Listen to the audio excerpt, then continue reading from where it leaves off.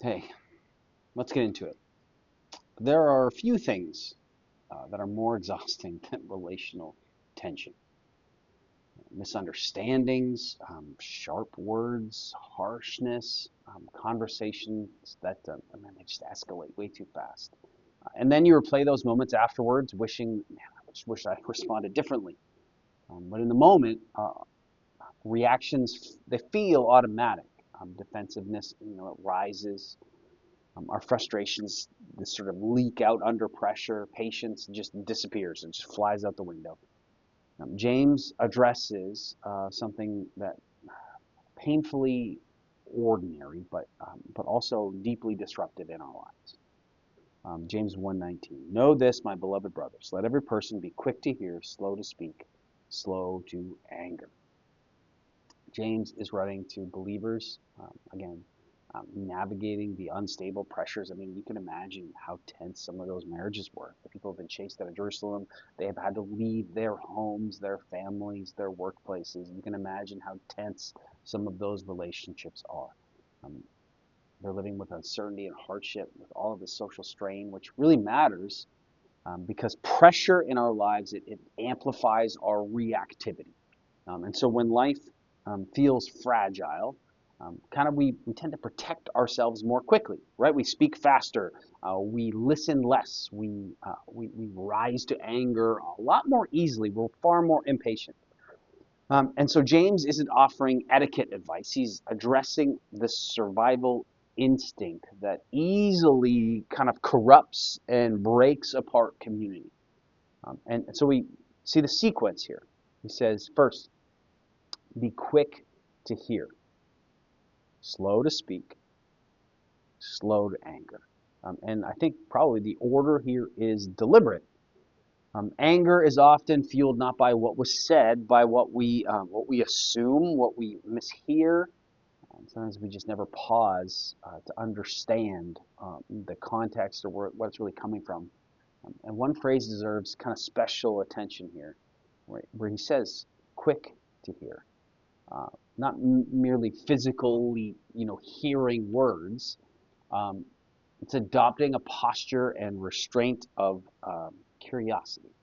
In the original Greek, the emphasis carries the sense of readiness, a willingness to receive before we react. And it kind of runs against the natural momentum. We're typically quick to speak, to justify ourselves, to form quick conclusions, but we're really slow to absorb. We go in the defensive, and we're really slow to ask, hey, what is really being said, even behind what is being said. James is exposing this hidden dynamic of spiritual formation. And maturity is often revealed less in what we say than in how long we can remain unprovoked, how long we can listen without preparing our rebuttal. Like that's huge. How long can we just sit and actually receive without having to try and defend ourselves or make excuses or add to it? How long can we sit in the discomfort before we have to assert ourselves?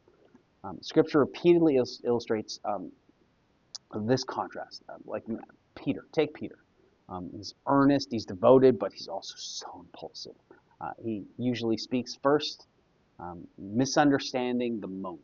Um, Gradually, though, Peter gets shaped into this steadiness. Moses, he reacts in anger. He strikes the rock.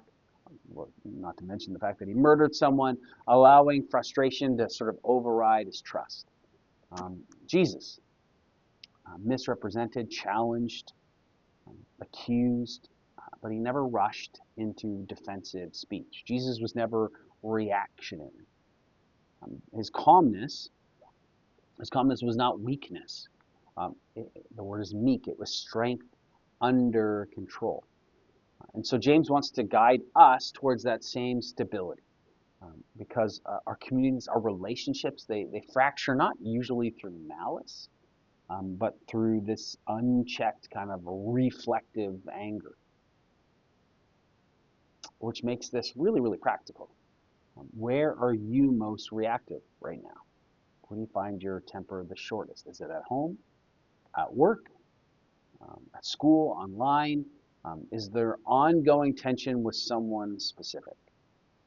What's the pattern? Do you speak too quickly? Do you listen only selectively? Do you assume you already know the heart of what's being said? Does anger kind of rise up predictably? And James wants to invite us here into a different rhythm, to stop and just to pause longer, and to listen more fully, to delay our response, not as suppression, but just as wisdom, to stop and listen, to slow down, not to let that anger just sort of boil to the surface. And so for you, where might slowing down change the tone of a relationship?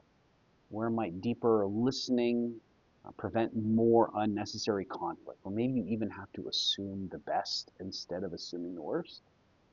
Where's anger being fueled more by interpretation than reality, for being honest? And small shifts here can actually produce pretty massive effects over time. Because restraint can reshape conversations, and conversations can shape lives. So where you find yourself, God goes with you today.